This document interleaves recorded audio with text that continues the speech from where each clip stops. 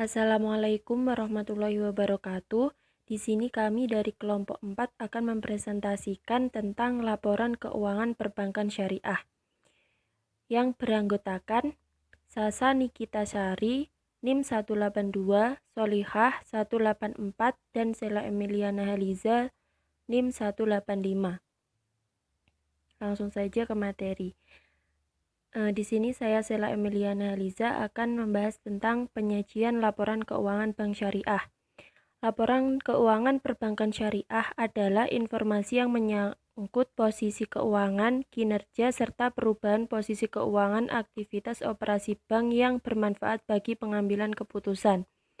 Tujuan pelaporan keuangan perbankan syariah dalam Bank Indonesia yaitu untuk pengambilan keputusan investasi dan pembiayaan, menilai prospek arus kas, informasi atas sumber daya ekonomi, informasi terhadap kepatuhan bank terhadap prinsip syariah, informasi untuk menentukan zakat bank, informasi untuk mengevaluasi pemenuhan bank terhadap tanggung jawab amanah dalam mengelola dana dan investasi, serta tingkat keuntungan investasi.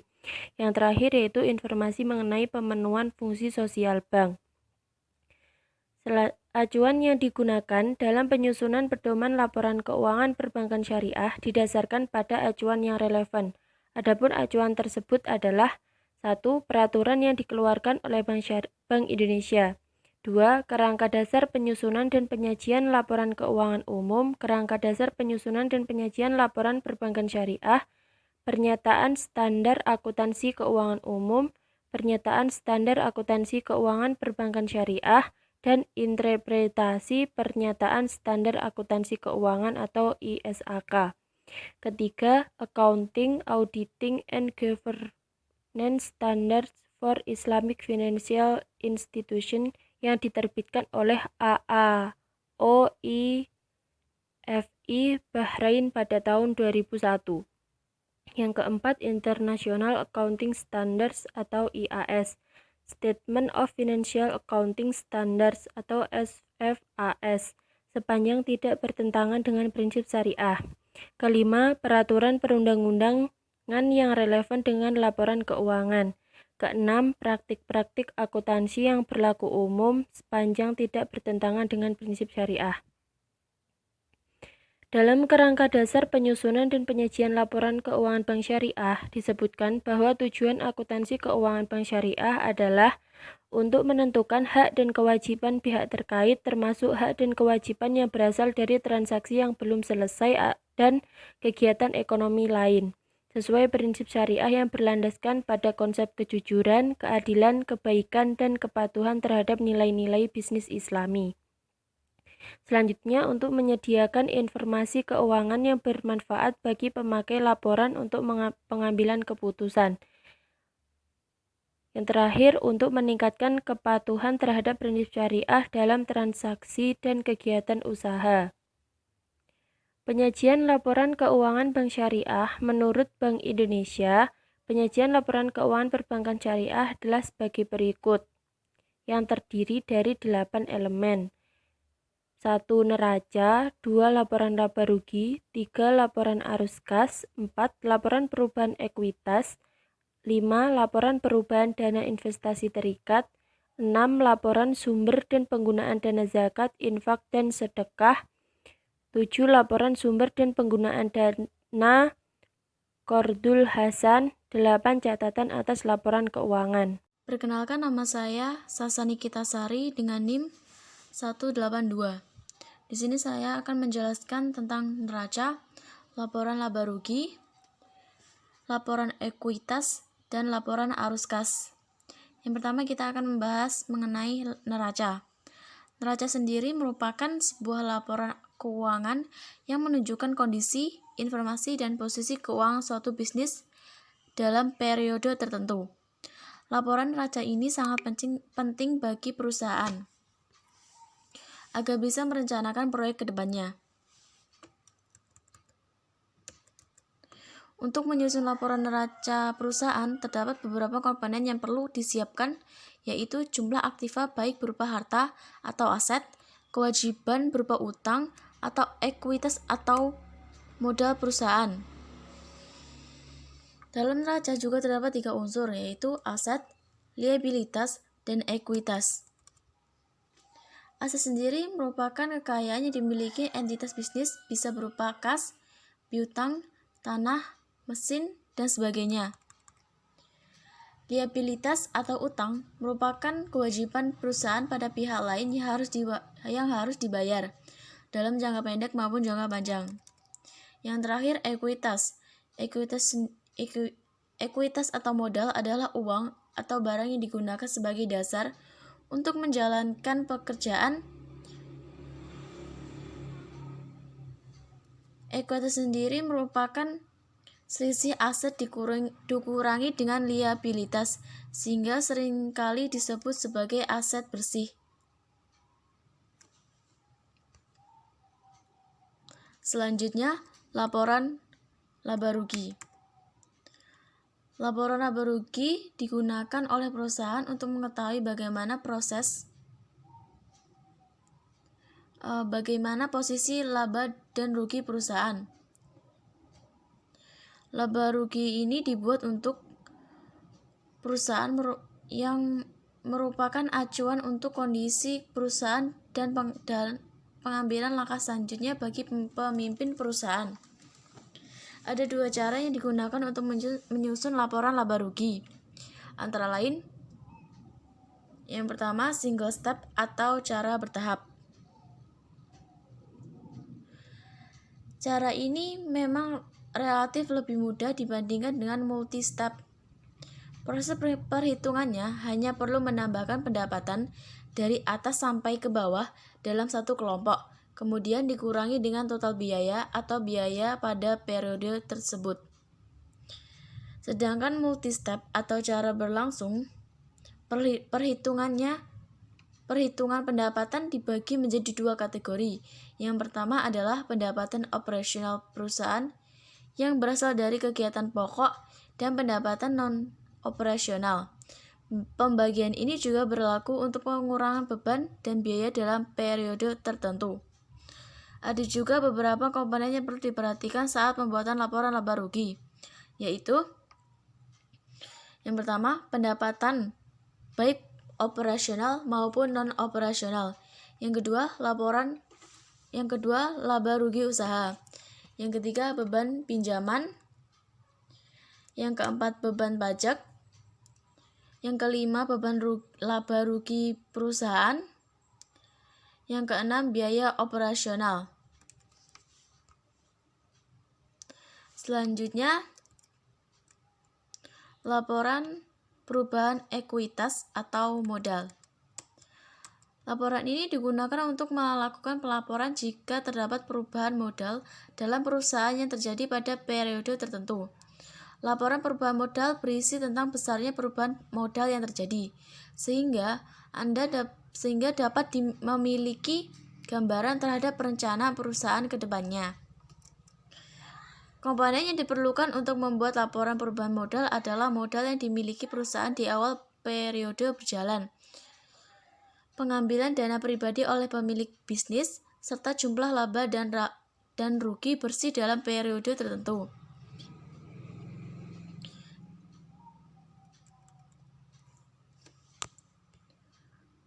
Selanjutnya, yang terakhir, laporan arus kas. Laporan arus kas juga disebut dengan cash flow perusahaan, yang merupakan dokumen penting perusahaan yang di dalamnya berisi laporan arus transaksi masuk dan keluar perusahaan. Laporan tersebut terdiri dari transaksi dalam periode tertentu. Terdapat 3 komponen penting yang digunakan untuk membuat laporan arus kas perusahaan. Yang pertama, arus kas dari kegiatan bisnis. Yang kedua, arus kas dari kegiatan investasi. Dan yang ketiga, arus kas dari kegiatan pendanaan. Selanjutnya, di sini saya Solika akan menjelaskan mengenai laporan sumber dan penggunaan dana zakat. Laporan sumber dan penggunaan dana zakat merupakan laporan yang menunjukkan sumber dan penyaluran dana zakat kepada entitas pengelola zakat selama jangka waktu tertentu, serta saldo dan dana zakat yang belum disalurkan pada tanggal tertentu. Zakat merupakan harta yang wajib dikeluarkan oleh wajib zakat muzaki untuk diserahkan kepada penerima zakat mustahik. Pembayaran zakat dilakukan apabila nisab dan haulnya terpenuhi dari harta yang memenuhi kriteria wajib zakat. Unsur dasar laporan sumber dan penggunaan dana zakat meliputi sumber dana, penggunaan dana selama suatu jangka waktu, serta saldo dana zakat pada tanggal tertentu. Saldo dana zakat adalah dana zakat yang belum dibagikan pada tanggal tertentu. PSAK nomor 101 tahun 2007 mengatur tentang laporan sumber dan penggunaan zakat sebagai berikut. Entitas syariah menyajikan laporan sumber dan penggunaan dana zakat sebagai komponen utama laporan keuangan yang menunjukkan dana zakat berasal dari wajib zakat, yaitu yang pertama zakat dari dalam entitas syariah dan yang kedua zakat dari pihak luar entitas syariah. Yang kedua, penggunaan dana zakat melalui lembaga amil zakat, yaitu untuk yang pertama 1 fakir, 2 miskin, ketiga riqab atau hamba sahaya, yang keempat orang yang terlilit utang atau qarim, yang kelima mu'alaf atau orang yang baru masuk Islam, yang keenam fisabilillah orang yang berjihad, yang ketujuh orang yang dalam perjalanan ibnu sabil, dan yang terakhir amil. Yang ketiga, kenaikan atau penurunan dana zakat. Yang keempat, saldo awal dana zakat, dan yang terakhir saldo akhir dana zakat. Entitas syariah harus mengungkapkan dalam catatan atas laporan sumber dan penggunaan dana zakat, tetapi tidak terbatas pada sumber dana zakat yang berasal dari internal entitas syariah. Yang kedua, sumber dana zakat yang berasal dari eksternal entitas syariah. Yang ketiga, kebijakan penyaluran zakat terhadap masing-masing asnaf. Yang keempat, proporsi dana yang disalurkan untuk masing-masing penerima zakat diklasifikasikan atas pihak terkait sesuai dengan yang diatur dalam PSAK nomor 7.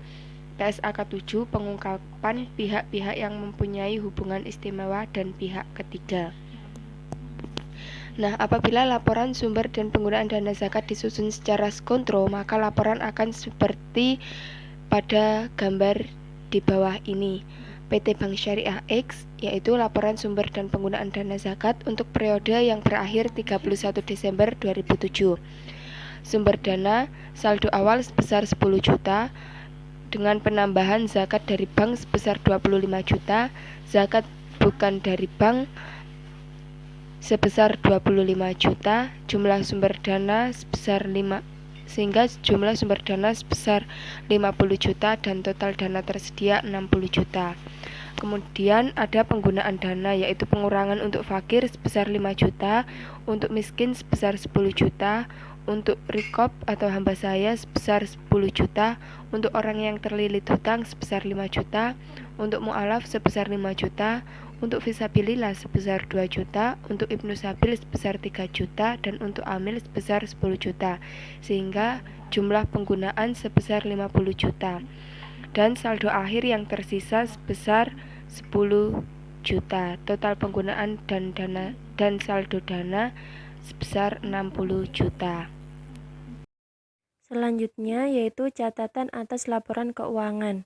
Catatan atas laporan keuangan adalah bagian dari laporan keuangan yang menyajikan informasi tambahan atas pos-pos dalam laporan posisi keuangan atau neraca, laporan laba rugi komprehensif, laporan perubahan ekuitas, laporan arus kas, dan merupakan referensi silang atas masing-masing pos dalam 4 laporan keuangan tersebut.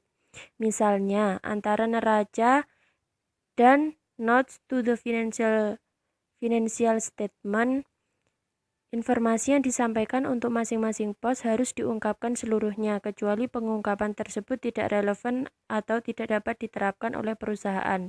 Maka perusahaan menyesuaikan dengan karakteristik industri. Fungsi catatan atas laporan keuangan adalah untuk memberikan penjelasan atau rincian dari pos yang disajikan dalam laporan keuangan. dan informasi tentang pos yang tidak memenuhi kriteria pengakuan dalam laporan keuangan. Untuk siapa sih catatan laporan keuangan tersebut? Sebagaimana dipahami bahwa tujuan laporan keuangan dibuat oleh manajemen perusahaan untuk mempertanggungjawabkan tugas yang dibebankan oleh pemilik perusahaan. Selain itu, laporan keuangan juga sebagai laporan kepada pihak-pihak di luar perusahaan seperti calon investor dan pemerintah. Dan karena catatan laporan keuangan adalah bagian dari laporan keuangan, maka disusun untuk mereka juga. Apa saja sih yang termasuk dalam catatan atas laporan keuangan itu? Catatan laporan keuangan biasanya disajikan setelah neraca, laporan laba rugi, laporan perubahan ekuitas, dan laporan arus kas dengan urutan sebagai berikut. Gambaran umum perusahaan, dasar penyusunan laporan keuangan dan ikhtisar kebijakan akuntansi signifikan yang diterapkan. Informasi tambahan untuk pos-pos yang disajikan dalam neraca, laporan laba rugi komprehensif, laporan perubahan ekuitas, dan laporan arus kas sesuai dengan urutan penyajian laporan dan penyajian masing-masing pos. Selanjutnya yaitu pengungkapan lainnya, yaitu antara lain informasi yang dipersyaratkan oleh standar akuntansi keuangan atau SAK yang tidak disajikan dalam laporan keuangan. Kedua, informasi yang tidak disajikan di bagian manapun dalam laporan keuangan, tetapi informasi tersebut relevan untuk memahami laporan keuangan. Berikut adalah contoh-contoh catatan atas laporan keuangan. Di situ telah tertera catatan atas laporan keuangan perusahaan jasa, perusahaan dagang, dan perusahaan manufaktur. Baik, selanjutnya di sini saya akan menjelaskan mengenai ilustrasi laporan keuangan Bank Syariah. Nah, pada slide ini terdapat laporan posisi keuangan yaitu neraca yang disajikan per tanggal 31 Desember 2012 dan 2011. Bisa dilihat pada slide bahwa kas yang dimiliki perusahaan menunjukkan peningkatan yang cukup baik di tahun 2011 yaitu sebesar 1.592.794.839.839 rupiah menjadi 1.188.246.646.315 rupiah di tahun 2012.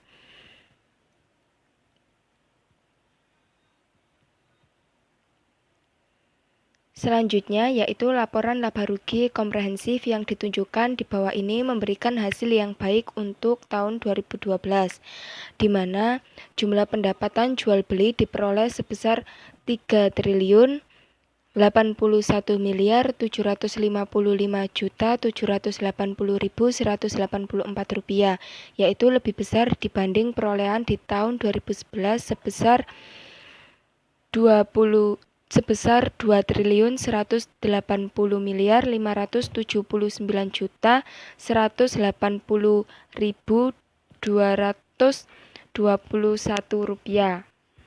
Untuk laba usaha yang diperoleh Bank Syariah Mandiri juga menunjukkan peningkatan yang baik, di mana perolehan laba usaha di tahun 2012 sebesar 1.119.233.592.019 rupiah. Tentu saja lebih besar dibanding tahun lalu yaitu sebesar 760.822.714.027 rupiah.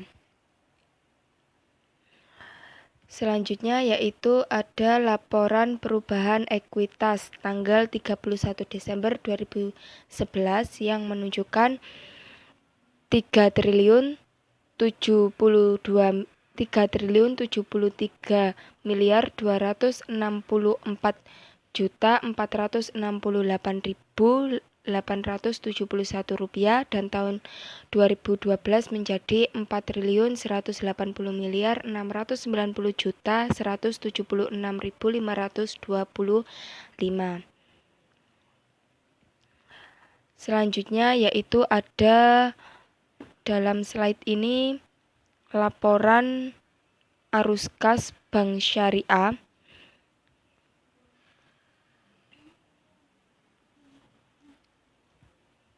Ini terdapat laporan arus kas Bank Syariah yang terdiri dari arus kas dari aktivitas operasi, dari aktivitas investasi, dan arus kas dari aktivitas pendanaan.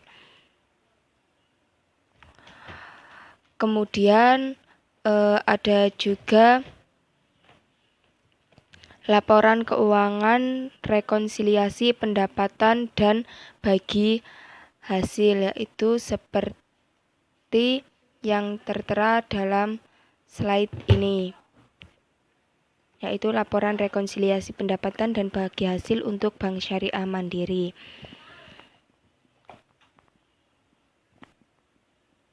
Kemudian ada laporan sumber dan penyaluran dana zakat, dan yang terakhir yaitu ada laporan keuangan yang terkait dengan laporan sumber dan penggunaan dana kebajikan. Bisa dilihat dalam slide. Mungkin cukup sekian presentasi dari kelompok kami. Apabila ada kurang lebihnya atau salah kata, kami mohon maaf yang sebesar-besarnya. Wassalamualaikum warahmatullahi wabarakatuh.